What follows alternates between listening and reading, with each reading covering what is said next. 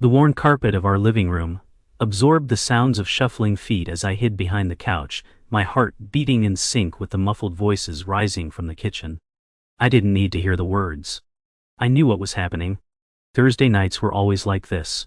My father and his friends gathered around the table, their laughter punctuated by the clinking of beer bottles and a haze of smoke curling in the air. When he was drunk, he could be the life of the party, but lurking beneath the lightheartedness was a darkness that came out when the laughter faded. We didn't have much, but we had our routines. Mom would sit quietly at the edge of the festivities, her gaze averted as if she could shrink herself into the walls of our small apartment. I watched her from my hidden spot, worrying as she picked at her nails, knuckles white, trying to avoid provoking him.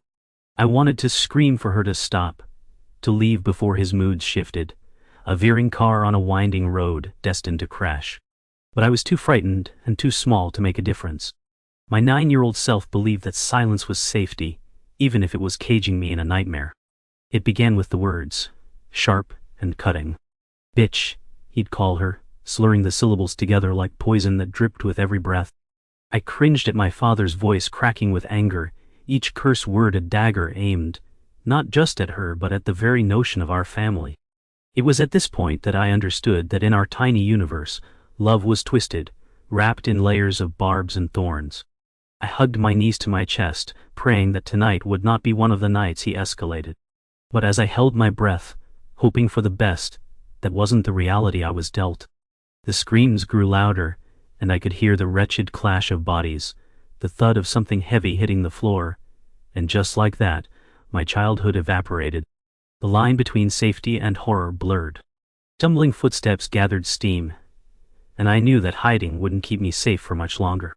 In moments like these, I found an escape in brief recollections of laughter, those pastel-colored days where my mother would braid my hair while humming some pop song from the radio.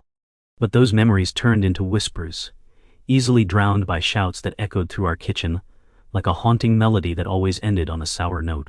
I would clutch my beloved stuffed animal, Mr. Puff, to my chest and fight against the urge to cry. Tears meant vulnerability, and vulnerability meant inviting more pain. The violence reached its peak that night. I didn't see it coming. One moment he was standing over her, the next moment, a slap reverberated through the air. Against the backdrop of the drunken ruckus, we both felt the same notion, that violence could come from the lips of someone you love. The world I thought I understood fractured, and I waded into a new reality. I was both ashamed and terrified. I wondered if this crushing weight of fear would ever dissipate. When he was sober, my father was a different man, a ghost of the same man who could laugh with me and throw a baseball around in the yard. I would replay those dazzling moments in my mind when I attempted to comprehend how he could shift so drastically. But amidst fleeting sparks of kindness, he reveled in a darker side, nurtured by his struggles with addiction. His demons feasted on whatever joy lingered in our home. Battling his own angels, he dragged the rest of us into his hell. Years passed like this. Each event was a fervent prayer that escaped my lips. Surely, it wouldn't last. Surely he wouldn't hurt her more. Each time I believed it. Until I realized hope was a currency I couldn't afford. My mother's voice turned to silence, her once bright laughter dimmed down to a whisper. She became porous, absorbing his chaos but never allowing herself to speak against it. The kindness of the smile she met me with in the dim of night hid a story of sorrow, a history of conflict running deeper than I could understand. By the time I reached my teenage years, I had emotionally fortified myself with armor. I learned how to tread carefully, how to placate my father's volatile moods. If he needed a sandwich, I would make it, being sure to not let a frown crease my forehead. I became his caretaker, in a desperate bid to protect my mother, to protect myself. The high school experience was chaotic, with friends who didn't know about the darkness I harbored. On sensitive days, I'd plaster on a smile for them, while the ache of unworthiness settled deep within my bones. My nights were often a dance with nightmares, dreams of fists banging against the walls, of screams not just echoing, but defining my existence. I longed for escape, a fire that could burn away the stench of alcoholic fumes and the guilt that draped across our home like a suffocating blanket. I wanted to scream out that alternative reality, one devoid of fear. I wasn't seeking something deemed impossible. I was asking for peace, a flickering light amongst the encroaching shadows. but venture too close and the light would fade. So I continued along this path, trapped. I learned that silence filled the void louder than words. I witnessed the fallout of fighting back as I watched my mother gather fractured pieces of herself around the house. Broken mugs, torn photos, scattered remnants of a family I once thought we were. And all the while, I wanted her to know, to see that strength wasn't fighting this war solo. It was allowing me to stand tall, to unearth my roots beyond his grip. Then came that moment, the catalyst, a day swollen with the promise of change and heavy with the threat of a new kind of fear. The scent of freshly baked cookies filled the air, a rare attempt from my mother to weave together a semblance of tradition. But chaos was a far more potent dish. As I watched him amble in from the front door, I clutched onto Mr. Puff harder than ever, feeling the desperate weight of the solace he'd once brought me now crumbling in the face of this inevitable storm. The laughter turned to silence, and I waited for the winds of change to howl through our shaky little home, unaware of just how fiercely the storm would break. What I did not know then was that this was the moment. It was my own liberation waiting just beneath the precipice, quaking with anticipation for me to embrace it. The journey from fear to freedom was a mere whisper away. The evening had settled, casting a deceptive calm over our home. I watched from the kitchen doorway as my father stumbled to the table, illuminating the dim light of the room and the grim reality we faced. His breath reeked of stale beer, an age-old sign that slippery words, pasted onto promises made in sober moments, would be washed away like so many waves against jagged rocks. "Dinner's ready," my mother managed, her voice barely rising above a whisper, as if she were afraid to disturb the fragile balance in the air. I could see her hands trembling against the edge of the table, while she placed the steaming pot of pasta down with a muted urgency, the thin strands sliding through the wooden serving spoon, like the fluidity of her thoughts, slipping right out of control. "Looks like someone's been enjoying themselves," my father chuckled. The laugh dripped with mockery as he surveyed the spread, eyes narrowing at the inadequacy of it all. "What is this, a feast?" His brow quirked, a hard line forming, and without a moment's hesitation, he lashed out, swatting the spoon as if it were a fly buzzing too close to his face. The spoon went sailing, landing with a heavy thud against the wall, splatters of sauce marking our home like blood on a battlefield. My mother's face blanched. In that instant, I felt the air thickening between us, a shared understanding of our roles in this tragic play we were trapped in. No one had ever taught us to act like everything was normal, how to brace ourselves for the blows that now could come, not just physical but also mental. I could see the guilt swimming in her eyes, the weight of her own perceived failures. She was painted as the villain in our home, always doing something wrong. I wanted to leap into her defense, to scream back at him, that she worked harder than any of his drunken buddies ever could, but any kind of spark would surely ignite his anger further. "Just one of those days, huh?" she managed to mutter, her voice cracking under the pressure, but preserving the eerie sense of nonchalance that had become the instinctive shield we all donned. There was a memory somewhere in the depths of me that recalled when we smiled over pasta that was nearly burned, a haphazard rendition of my grandmother's recipe more cherished than this twisted version of the present, and how a playful fight over who got the last piece of garlic bread could linger over laughter like a cherished note in a forgotten song. "One of those days," he growled, slapping a hand against the back of a chair like a tiger dashing at its prey. "You think I care about one of those days? What about your promises, huh? You promised me you'd take care of the house, make me feel welcome when I came home. But all I see is your lousy, lazy attempt at caring. God, it's pathetic." It was then that my heart dropped, those words slashing through me like the blade of a knife. Pathetic. I felt it resonate, a truth that stained the very background of my existence, because I had long believed I was pathetic for letting it all happen, for not standing up, for not being enough. The haunt of invisibility opened its jaws wide, threatening to swallow me whole. I retreated further into the shadow of the doorway, trembling as the scene unfolded like a theater of despair. My dad's fury twisted, creeping out from the shell of drunken bravado to something more menacing, violent. Unable to lash out at the world beyond the walls that confined us, he turned on the only sources left. Mom and me. "I'm not saying we eat 5-star meals," he spat, leaning over the table until the muscles in his neck tightened visibly. "But god damn it, can't you at least attempt to make this place livable? It's a freaking dump." My mom's lips pressed together, but her eyes clouded with tears. I wanted nothing more than to reach out, to envelop her in a shield of love and support, but I stayed rooted in place.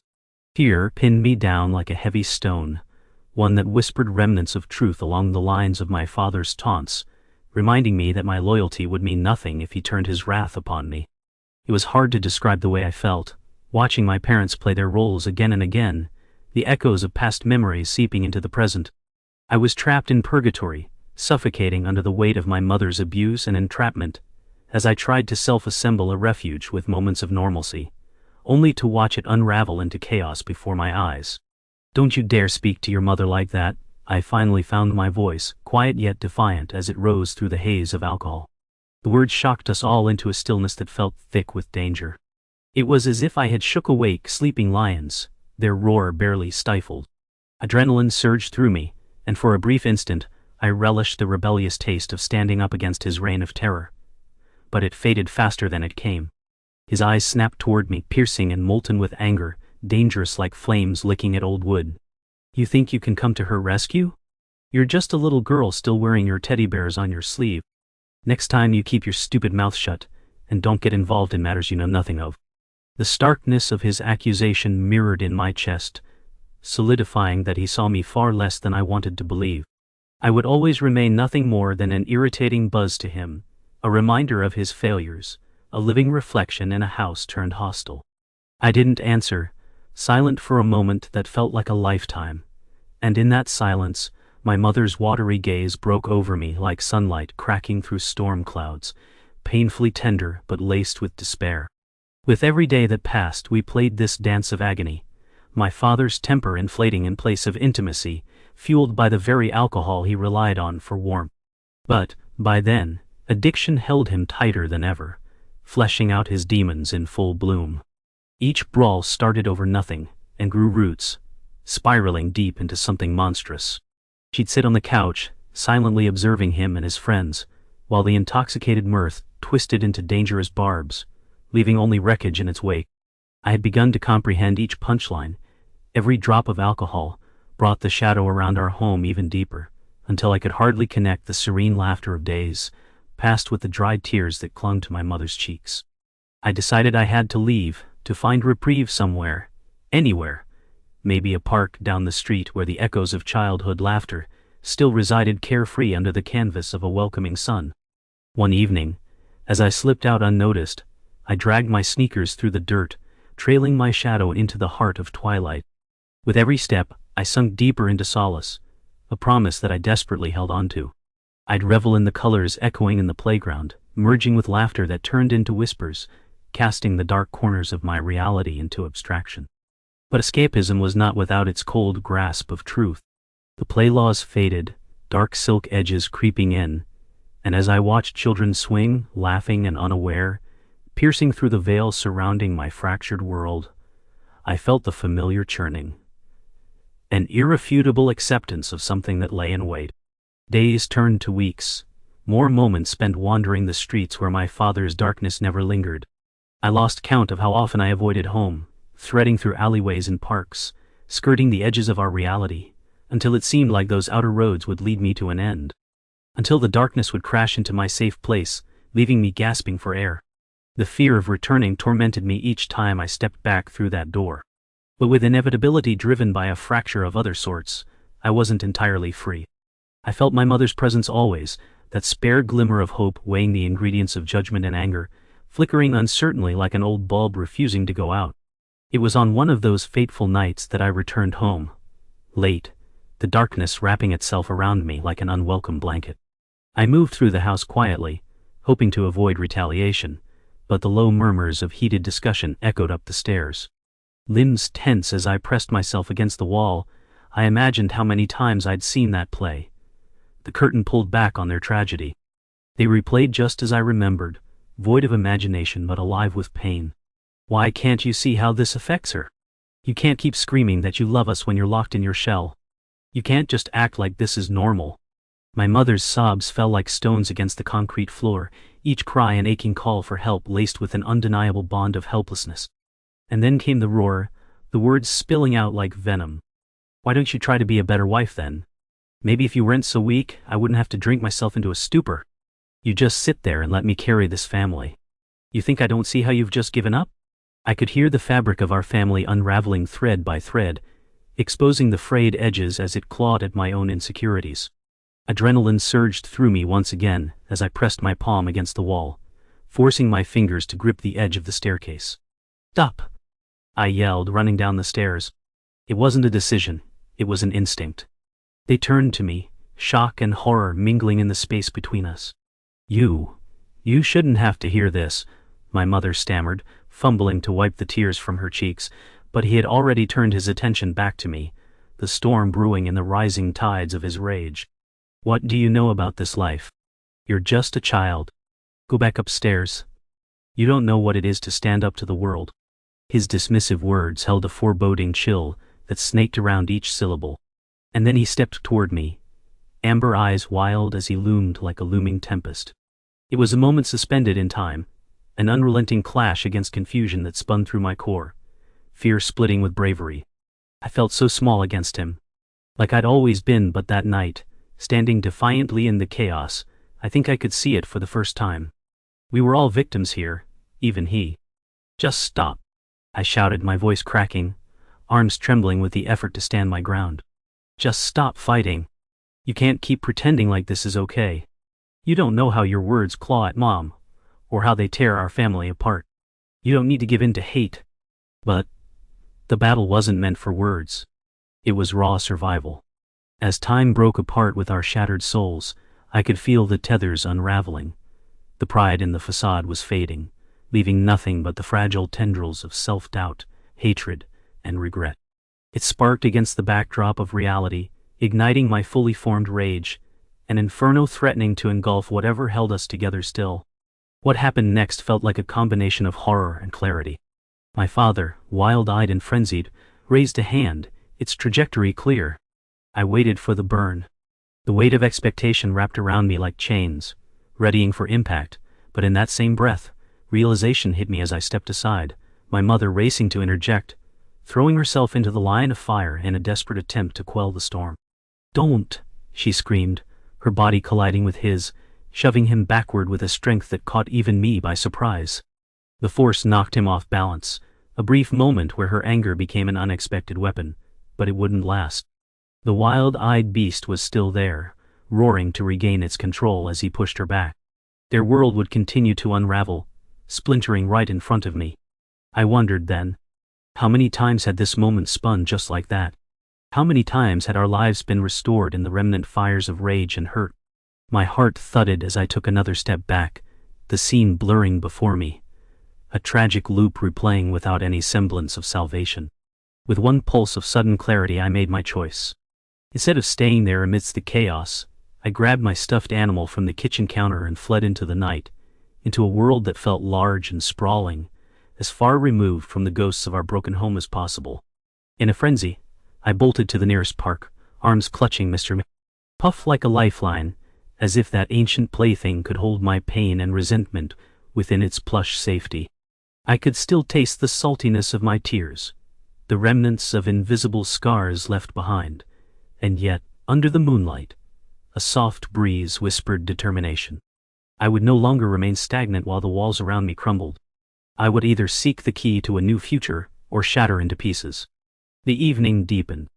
I found myself perched on a swing, watching the stars flickering above, mesmerized as they twinkled against the smog of my existence. I felt torn between opposing worlds, one shaped by venomous encounters and the other cradled in the quietude of solitude. The thoughts festered and morphed, merging into potential pathways. Dwelling in darkness unearthed a semblance of power, a choice I had feared to entertain until this very moment. I could allow these trials to transform me, but I also could shake off the fears that seek to grip my heart and hold me hostage. Navigating through the injustices and quietly cocooning my tender heart into familiarity was no longer a solution I'd be comfortable with. My mother deserved better, and so did I. We both deserved more than the remnants of a darkened home. And for the first time that night, my heart leaped with a possibility that resonated louder than fear. The chance to rise up, to take back the narrative, even if it meant leaping into the flames of chaos unfolding. The time had come to wed the past with the present and pave a path toward reclaiming our lives, starting with that moment of clarity echoing against the dark. Changing everything was not simple. Conditions wouldn't relent with mere wishes or half-hearted attempts. I had to forge my resolve. Yet right then, beneath the sterile stars, amidst the memories of my tattered home, a fire ignited in my chest, a flame mean to guide me back, to begin to understand the battle shaping us all, to replace curses with fervent prayers, and uncover the strength to fight for love amid a sea of dark. It was just the beginning, but I never felt freer than in that moment. Life moved on, but the scars remained, weaving through our days, a reminder of battles fought and lost,